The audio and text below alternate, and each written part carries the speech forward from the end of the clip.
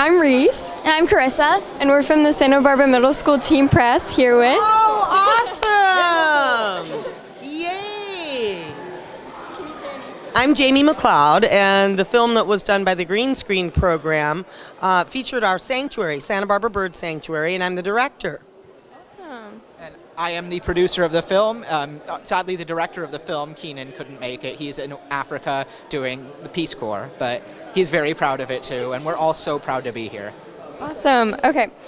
When did you get interested in rescuing birds, and how do you continue to stay passionate? That is a Jamie question. That is a deep, deep subject. I actually used to breed them.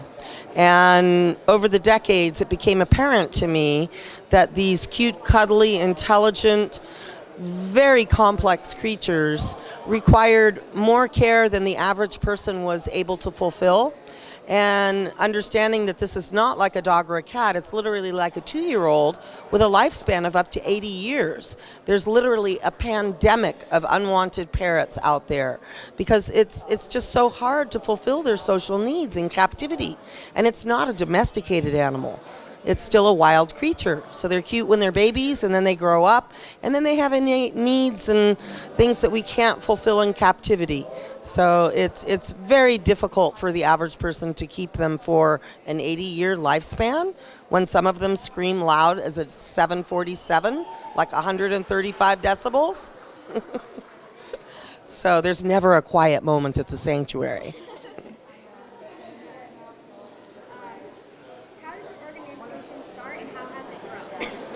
Wow. Well, once I decided that I no longer wanted to be breeding birds because I felt like I was contributing to a problem, I instead started taking in unwanted ones, rehabilitating them, and then trying to adopt them out again.